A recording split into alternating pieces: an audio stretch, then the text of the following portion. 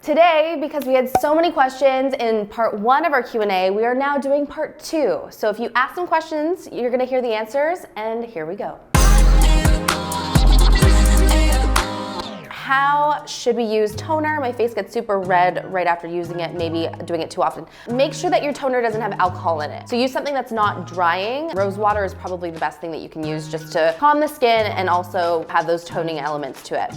What is the biggest tip or takeaway you have for someone starting out in the bridal beauty industry? Develop your style. If you are in the bridal industry and you want to do hair and makeup for people and sort of draw a following, then have a really personalized style.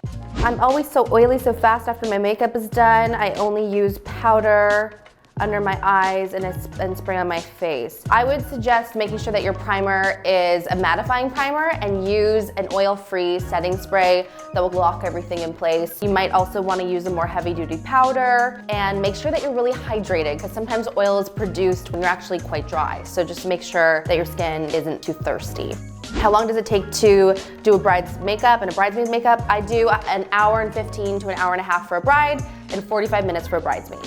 Have you had any work done? If so, can you name the clinic because you're perfect? I'm far from perfect, but thank you very much. And I have done Botox. I actually tried it before my wedding in 2014 to just see if I liked it because I've always had a really deep wrinkle on my forehead that has always driven me crazy. And I actually didn't like it at first because I had some spocking going on. So I got them to fix it and then I didn't do it again for like a really long time. Well after Nash was born, when I was done breastfeeding, I tried it again because that wrinkle started bothering me, and I go to Glam Nurse Jenny on Instagram and she puts it in my forehead and between my eyebrows just to soften any wrinkles. Obviously you don't have to do this, I just like to do it because it makes me feel good, and that's what I do. Organizing your makeup kit, how much do you bring? I love to bring a lot, which is actually kind of silly because it actually hurts my body when I'm trying to lug my kit around the city, but I love to know that I'm fully stocked for whatever is required. So skin tone, type, texture, requirements of how people want to look, types of lashes. Like, I just like to have a lot. The more you can have really great quality products in your kit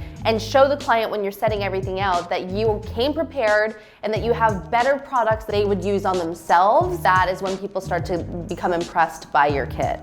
So best quality, affordable makeup for teenagers. I would probably stick with NYX. It's a really affordable makeup line that's trendy and cool with high performing products for a very good price. What dance studio did you go to growing up? I went to Denise Lester's in Pickering from the time of which I was 3 until I believe I was 13 or 14, and then I went to Vlad's dance studio in Vaughan and was there for about a year. I loved every second of dancing. It was my favorite thing to do.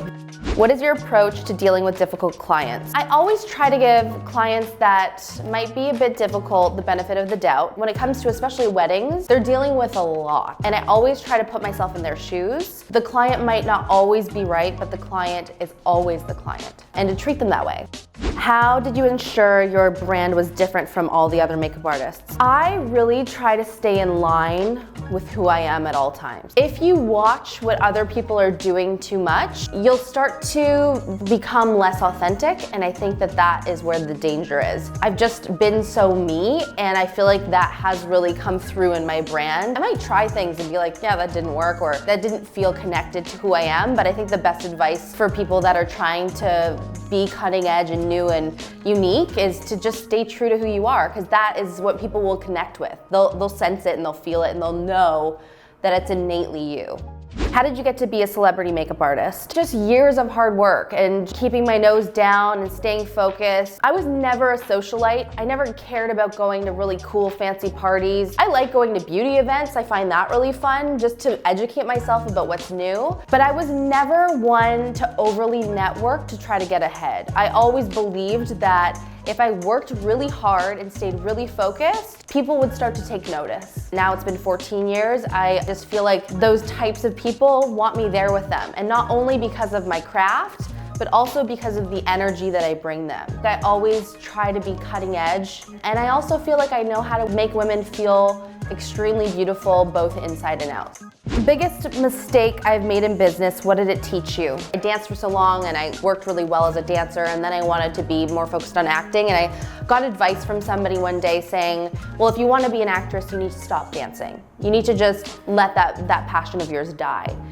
And she didn't say it in those words, but that's basically what she was saying, so that people wouldn't see me in that, dancer light anymore. One of my biggest mistakes was listening to the wrong person. I regretted that because I loved dance so much, and I did stop cold turkey, and I wish I didn't, for my own heart and well-being. So just be careful who your mentors are. Be choosy about who you get advice from.